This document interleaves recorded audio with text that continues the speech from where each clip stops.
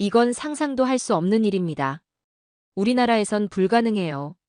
한국에 도착한 BBC 다큐멘터리 PD가 직접 목격한 장면 하나가 전 세계를 발칵 뒤집어 놓고 있습니다. 그동안 세계가 미처 알지 못했던 한국의 실행력과 기술력, 그리고 그 이면에 숨겨진 충격적인 진실. 도대체 무슨 일이 일어난 걸까요? 충격적인 이야기 지금 시작합니다.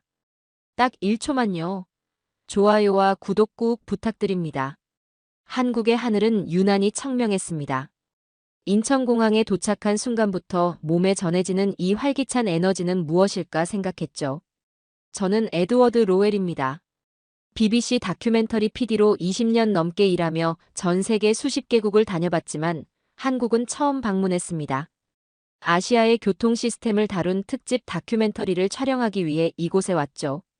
유럽과 미국의 대중교통은 수없이 경험해봤지만 아시아, 특히 한국의 교통 시스템은 늘 호기심의 대상이었습니다. 입국장을 빠져나오자마자 안내 데스크로 향했습니다. 영어로 말을 꺼내기도 전에 직원이 능숙한 영어로 먼저 다가와 티머니 카드와 캐시비 카드 중 어떤 것을 원하는지 물었죠. 그녀의 배지에는 영어, 중국어, 일본어 가능이라고 적혀 있었습니다. 저는 티머니 카드를 선택해 구매했습니다. 단 3분 만에 교통카드 구매와 충전까지 모든 과정이 완료되었습니다. 런던에서라면 관광객용 교통카드를 사기 위해 최소 15분은 줄을 서야 했을 텐데 말이죠. 게다가 그 과정에서 적어도 3명의 직원에게 같은 질문을 반복해야 했을 겁니다. 공항철도 플랫폼으로 내려가는 길, 전광판이 시선을 사로잡았습니다. 서울역행 열차 도착까지 2분이라는 문구가 깜빡이고 있었죠.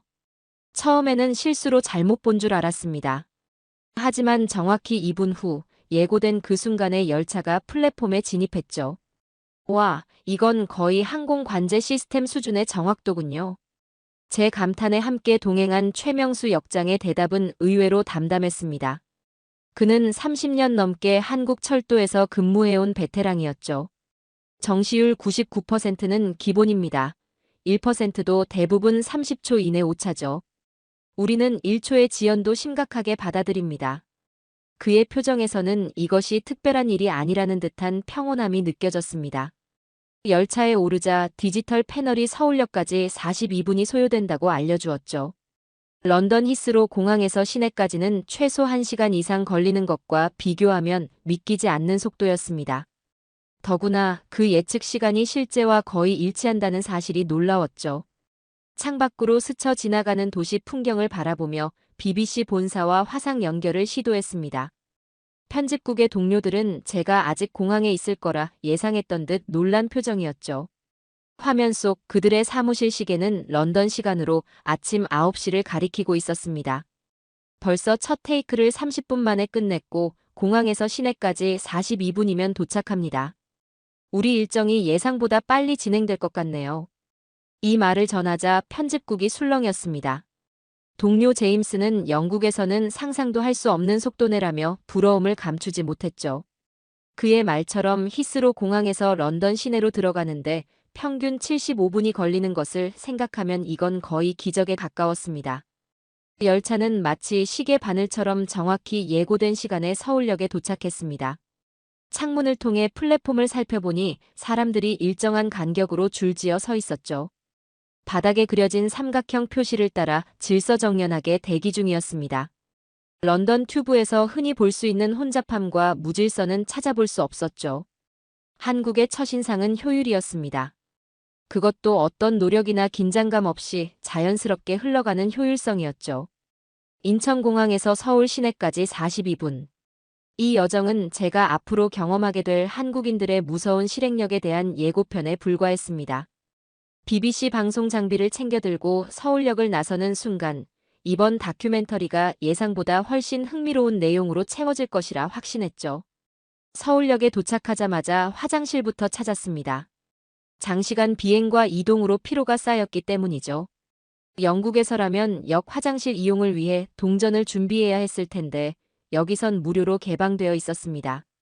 화장실 입구에는 하루 6회 정기 청소라는 안내문과 함께 시간별 담당자 서명이 적힌 관리 일지가 걸려 있었죠. 내부로 들어서자 놀라움은 더 커졌습니다. 공항 라운지급 화장실이라 해도 과언이 아닐 정도로 청결했죠. 세면대 옆에는 여행자를 위한 화장대가 마련되어 있었고 변기 좌석에는 항균 코팅 처리가 되어 있다는 안내문까지 부착되어 있었습니다. 영국역 화장실은 유료인데 이런 수준의 화장실이 무료라니 믿기지 않네요. 최 역장은 제 감탄에 의외의 대답을 내놓았습니다. 90년대만 해도 우리나라 공중화장실에는 화장지조차 없었습니다. 비위생적이고 악취가 나는 공간이었죠. 국민들이 변화를 요구했고 정부와 기업이 함께 개선해 나갔습니다. 역장의 말을 들으며 화장실을 나와 역내 안내판으로 향했습니다. 한쪽 벽면 전체를 차지하는 거대한 디지털 안내판이 눈에 들어왔죠. 터치스크린으로 되어 있어 원하는 정보를 쉽게 찾을 수 있었습니다. 놀라운 점은 세 가지 지도가 모두 갖춰져 있다는 것이었죠. 전체 지하철 노선도, 역사 내부 안내도, 그리고 주변 상권 및 관광지 지도까지 한눈에 확인할 수 있었습니다. 이 시스템은 언제부터 도입되었나요? 2010년부터 점진적으로 시작해서 2015년에 전국 주요 역사에 완비되었고 외국인 관광객 증가에 맞춰 8개 언어를 지원하도록 개발했죠. 최 역장의 설명을 들으며 플랫폼으로 향했습니다. 바닥에 그려진 삼각형 모양의 줄서기 표시가 눈에 띄었죠. 사람들이 완벽한 간격으로 줄을 서 있는 모습이 마치 살아있는 예술 작품 같았습니다. 촬영 모니터를 확인하며 내레이션을 즉석에서 녹음했습니다. 사람들이 예술 작품처럼 줄을 서고 있습니다.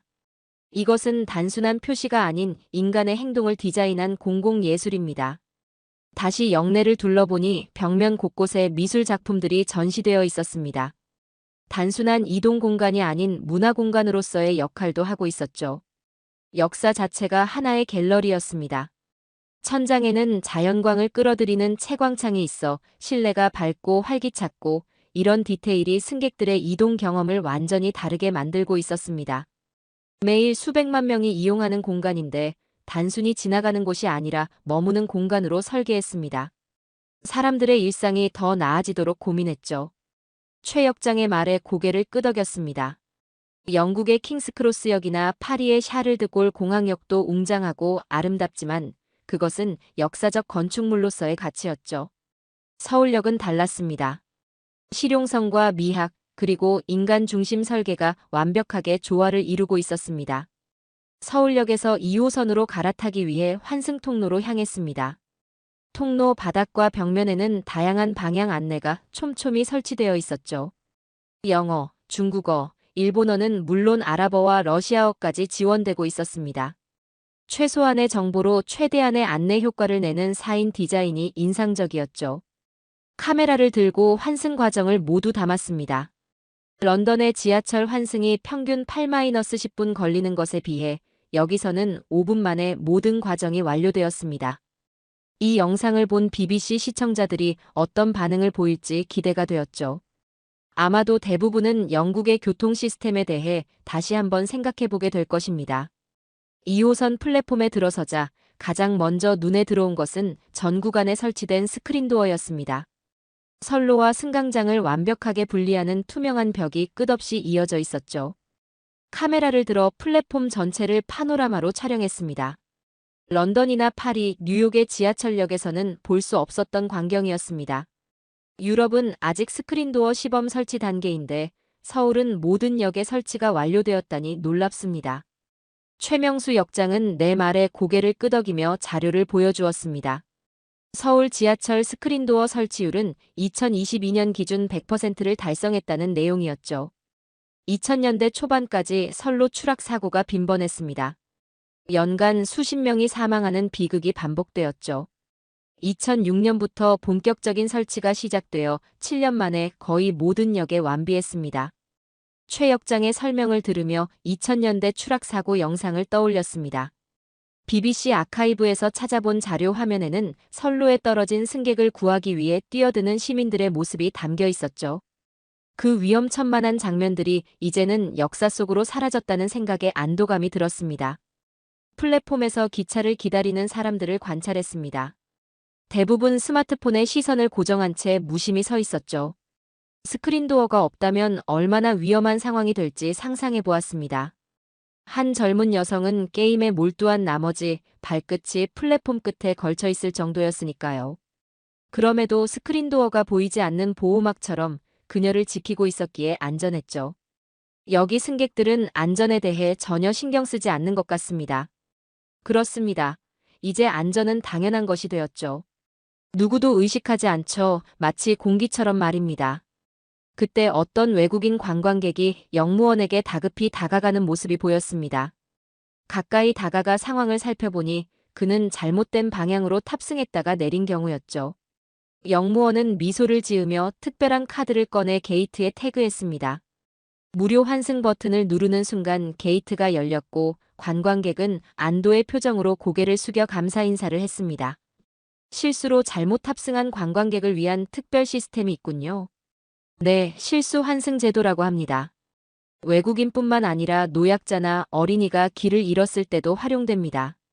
작은 실수로 추가 요금이 발생하는 것은 서비스 정신에 맞지 않다고 판단했죠. 이러한 세심한 배려가 모여 전체 시스템의 신뢰도를 높인다는 생각이 들었습니다. 그때 승강장 안전등이 초록색에서 빨간색으로 바뀌기 시작했죠. 열차가 진입한다는 신호였습니다. 카메라를 들어 승객들의 표정을 담았는데 특히 한 어린아이의 표정이 인상적이었죠. 그 아이는 스크린도어 앞에 서서 곧 도착할 열차를 기다리며 흥분된 표정을 짓고 있었습니다. 두려움이나 불안감 없이 오직 설렘만 가득한 표정이었죠. 열차가 정확히 스크린도어 위치에 맞춰 정차했고 문이 열리자 승하차 인원이 질서정연하게 이동했죠. 혼잡한 런던 지하철에서 흔히 볼 수 있는 밀치기나 억지로 타려는 모습은 찾아볼 수 없었습니다. 이런 질서는 스크린도어가 만들어낸 또 하나의 효과라는 생각이 들었습니다. 열차에 탑승하면서 내레이션을 속으로 구상했습니다. 안전이 당연한 나라, 한국. 이곳에서 안전은 선택이 아닌 필수입니다. 7년 만에 모든 역사에 스크린도어를 설치한 실행력, 그리고 그 실행력이 만들어낸 안심사회. 이것이 바로 한국인들의 무서운 추진력이 가져온 변화입니다. 열차가 다음 역으로 향하는 동안 사람들은 각자의 일상을 평온하게 이어가고 있었습니다.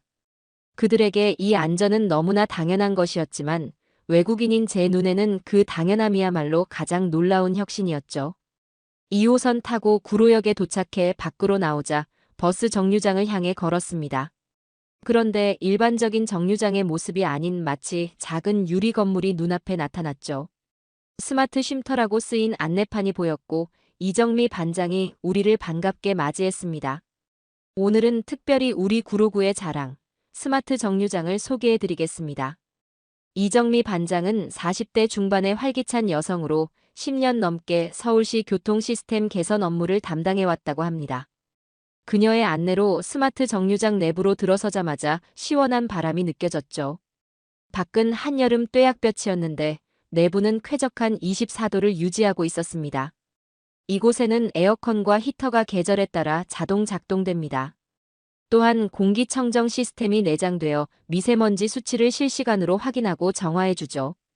이 반장의 설명에 귀를 기울이며 실내를 둘러보았습니다. 한쪽 벽면에는 대형 터치스크린이 설치되어 있었고 실시간 버스 도착 정보와 주변 지도가 표시되고 있었죠. 다른 한쪽에는 무료 와이파이와 휴대폰 충전기가 비치되어 있었고 심지어 응급 상황을 위한 자동제 세동기까지 갖춰져 있었습니다.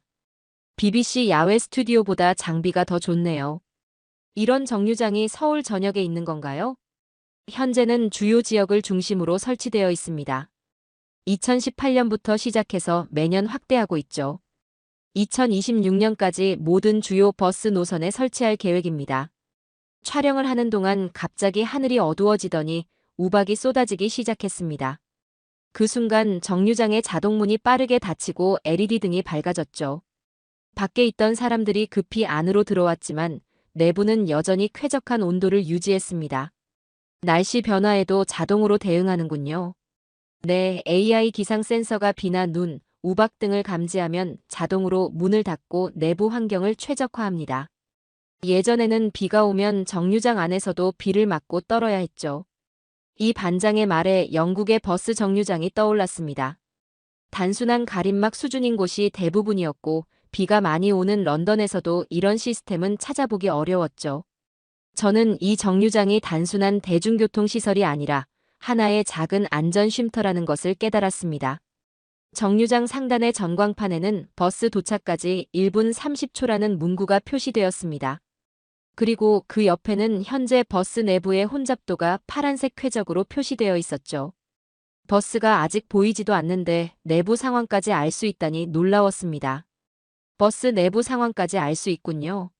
모든 버스에 IoT 센서가 설치되어 승객 수를 실시간으로 측정합니다. 혼잡할 때는 빨간색으로 표시되어 승객들이 상황에 따라 다음 버스를 기다릴지 결정할 수 있게 했죠. 정확히 예고된 시간에 버스가 도착했고 LED 표시등은 파란색에서 초록색으로 바뀌었습니다. 문이 열리자 승객들이 편안한 표정으로 질서 있게 승하차했죠. 그 모습을 보며 한국의 교통 시스템이 단순한 이동수단을 넘어 생활 인프라로 발전했다는 생각이 들었습니다. 예전엔 비 맞고 떨던 정류장이었는데 이제는 날씨와 상관없이 쾌적하게 버스를 기다릴 수 있습니다. 사소해 보이지만 시민들의 일상을 완전히 바꾸는 변화죠. 영국에서라면 이런 정류장 하나를 설치하는데 몇 년의 타당성 조사와 예산 심의, 시범 사업을 거쳐야 했을 텐데 한국은 필요성을 인식하면 곧바로 실행에 옮기는 추진력이 인상적이었습니다. 기상정보와 교통정보가 실시간으로 융합되어 제공되는 이 시스템은 한국인들의 실행력이 만들어낸 또 하나의 증거였습니다.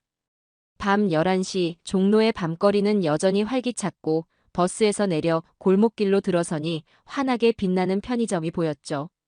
이곳에서 강순자 사장님을 만나기로 약속되어 있었습니다.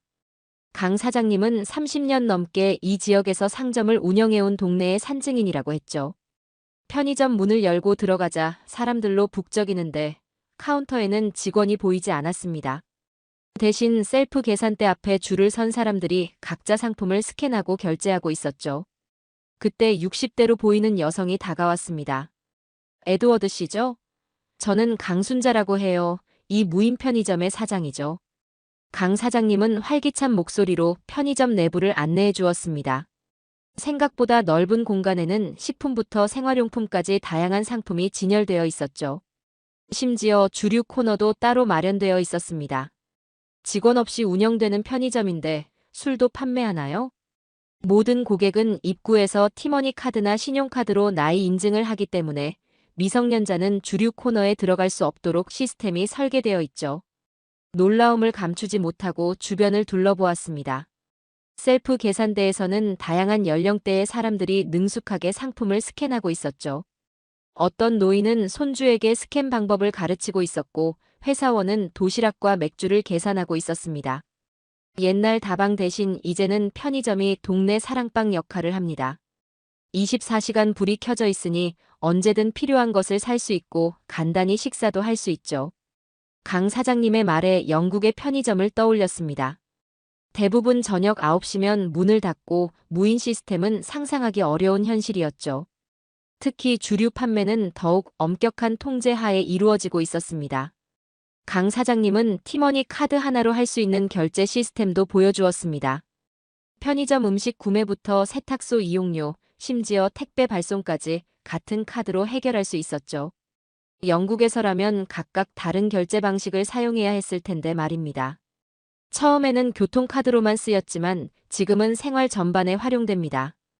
일부 카드는 신분증 역할도 하죠. 그때 북유럽 출신으로 보이는 젊은 학생이 편의점에 들어왔습니다. 그녀는 진열대를 둘러보다가 주류 코너 앞에서 멈춰서서 강 사장님에게 질문했죠. 직원도 없는데 술을 판다고요? 스웨덴에서는 상상도 할 수 없는 일인데요. 강 사장님은 미소를 지으며 대답했습니다. 신뢰가 영업시간이죠. 기술적인 제약은 있겠지만 결국 사람들의 상식과 신뢰가 이 시스템을 움직이는 원동력입니다. 그 대답에 무인 시스템이 단순한 인건비 절감이 아니라 사회적 신뢰를 바탕으로 한 새로운 문화라는 생각이 들었습니다. 카메라를 들어 셀프 계산대 앞에 줄 선 사람들의 모습을 담았죠. 어떤 혼란 없이 자연스럽게 이루어지는 셀프 결제 과정이 인상적이었습니다. 편의점 한쪽에 마련된 테이블에서는 몇몇 사람들이 도시락을 먹고 있었고 강 사장님은 그들을 가리키며 말했죠.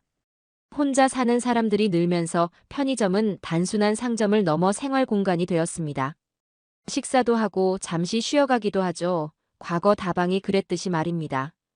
강 사장님의 말에서 7080 세대의 추억과 현대 도시인의 일상이 공존하는 느낌이 들었습니다. 전통적 인간관계와 첨단 기술이 만나 새로운 문화를 창조해낸 것이죠. 이것이야말로 한국 사회의 독특한 특성이라는 생각이 들었습니다. 편의점을 나서며 강 사장님이 마지막으로 한 말이 기억에 남았습니다. 기술이 사람을 대체하는 게 아니라 사람과 사람을 더 효율적으로 연결해주는 거죠. 24시간이 모자랄 정도로 바쁘게 돌아가는 서울의 밤, 그 속에서도 사람 간의 연결과 신뢰를 중시하는 문화가 살아있음을 느꼈습니다. 밤이 깊어갈수록 서울의 또 다른 모습이 드러났습니다. 촬영을 마치고 제작진과 함께 인근 삼겹살집으로 향했죠. 현지 스태프들이 제안한 진짜 한국을 경험하는 방법인 회식 문화를 체험하기 위해서였습니다. 저녁 9시, 이미 직장인들로 가득한 식당에 들어섰죠. 한국에서 도움을 주는 제작진 중 서윤우 신입사원이 회식 문화를 설명했습니다. 그는 막 사회생활을 시작한 청년이었지만 놀랍게도 회식 문화에 대해서는 전문가처럼 모든 것을 알고 있었죠.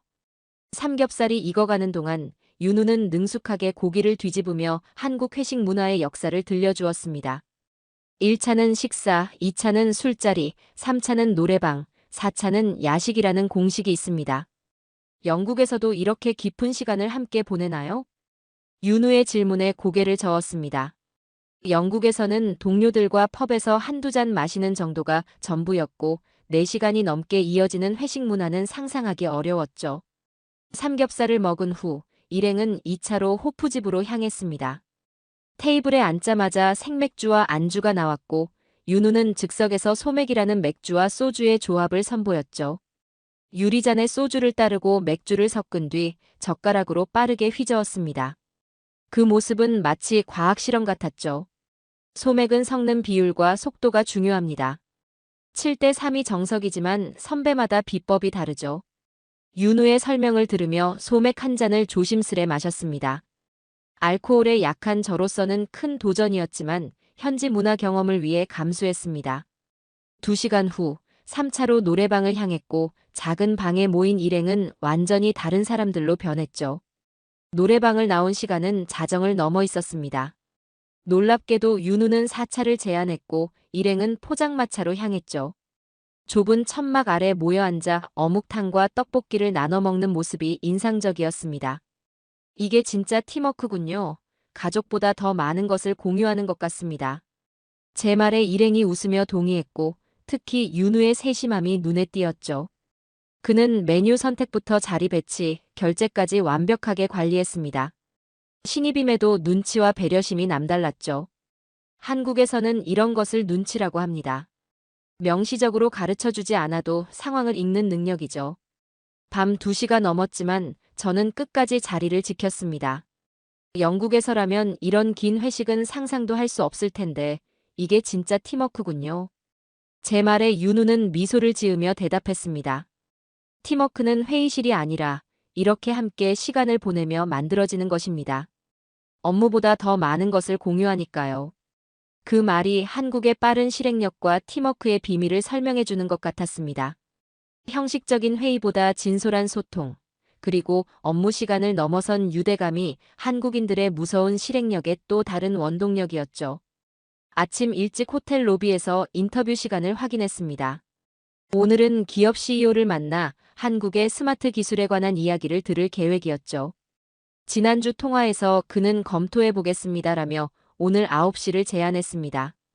영국식 직설적 표현에 익숙한 저는 이를 약속으로 이해했죠. 9시가 되어 로비 카페에서 기다렸지만 30분이 지나도 연락이 없었죠.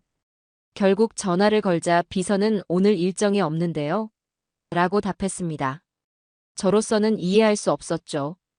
분명 검토해 보겠습니다라고 했는데 이게 무슨 의미였을까요? 한국에서 검토해 보겠습니다는 대부분 거절의 완곡한 표현입니다. 현장 통역을 맡은 서윤우의 설명에 놀랐습니다. 그는 어제 회식에서 만난 신입사원이었죠. 윤우는 급히 호텔로 와서 상황을 해결하려 했습니다. 영국에서는 거절할 때도 직접적으로 안 됩니다라고 하지만 한국에서는 상대방의 체면을 고려한 우회적 표현을 씁니다. 생각해 볼게요. 연락드리겠습니다. 같은 말은 대부분 부정의 의미죠. 윤우의 설명을 들으며 지난 며칠간 있었던 상황들이 떠올랐습니다. 길을 물었을 때 사람들이 대답 대신 애매하게 웃기만 했던 순간들, 식당에서 주문 변경을 요청했을 때 조금 어렵습니다 라고 답했던 것까지 모두 거절의 의미였던 거죠. 한국어는 말의 미로 같습니다. 실제 의미는 문장보다 맥락과 어조에 있죠. 윤우가 대체 인터뷰 대상을 섭외하는 전화를 걸자 또 다른 문화적 충격이 밀려왔습니다.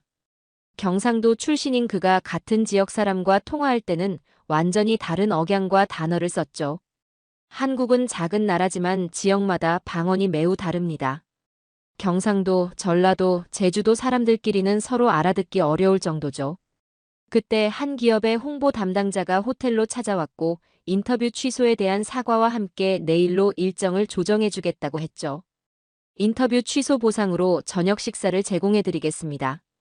담당자의 말에 윤우의 표정이 굳어졌고 짧은 침묵 후 윤우가 미소 지으며 말했죠. 감사합니다만 내일 일정이 많아서요.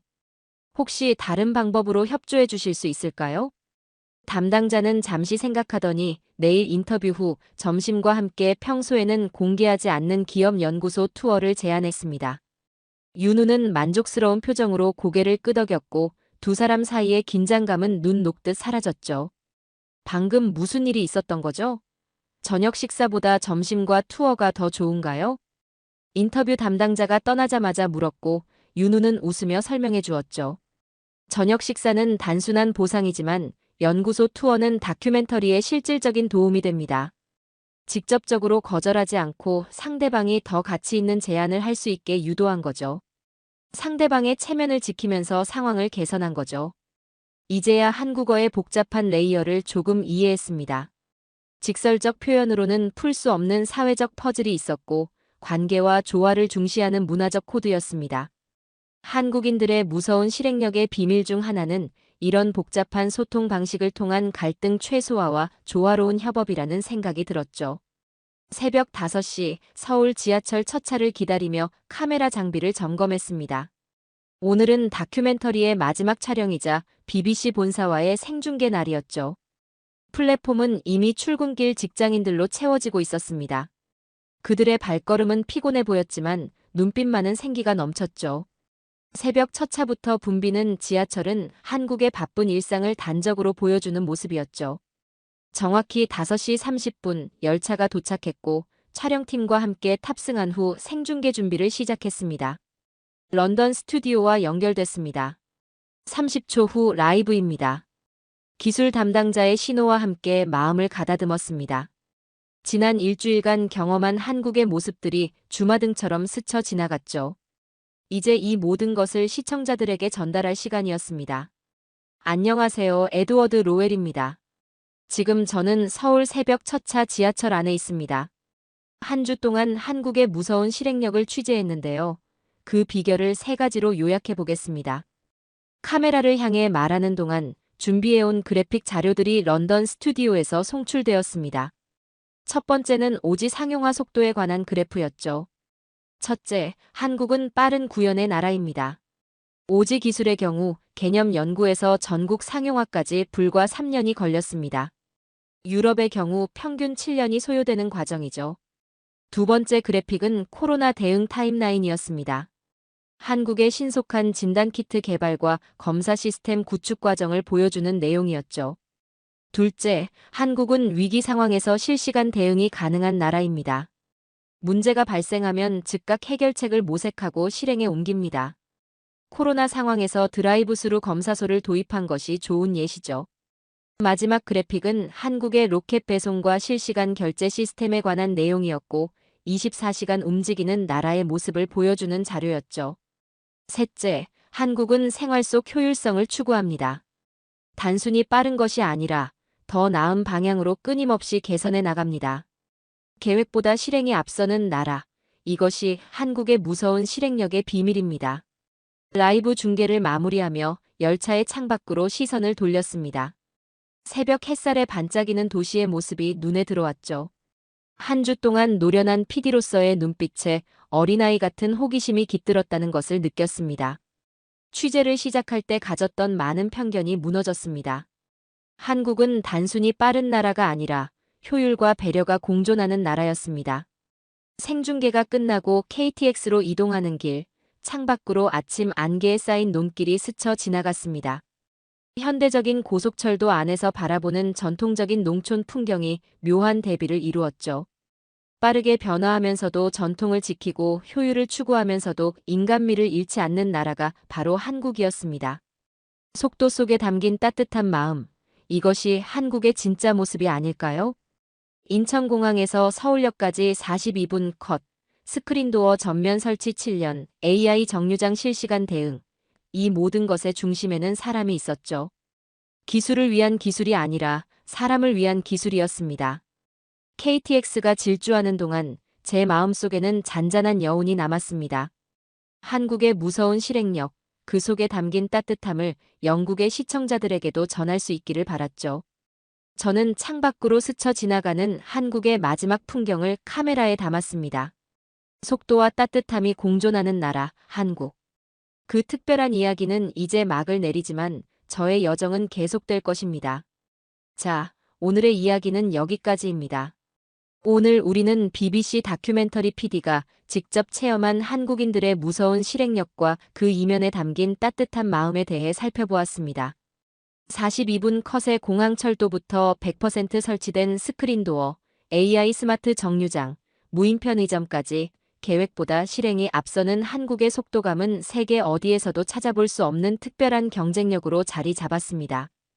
그러나 진정한 한국의 힘은 단순히 빠름을 추구하는 것이 아니라 사람 중심의 효율성과 따뜻한 배려를 함께 담아내는 균형감에 있다는 점을 다시금 확인할 수 있었습니다.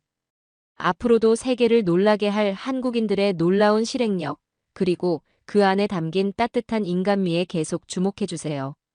오늘도 끝까지 함께해 주셔서 감사합니다. 재미있게 보셨다면 구독과 좋아요로 응원해주세요. 다음에도 따뜻한 이야기로 찾아뵙겠습니다. 감사합니다.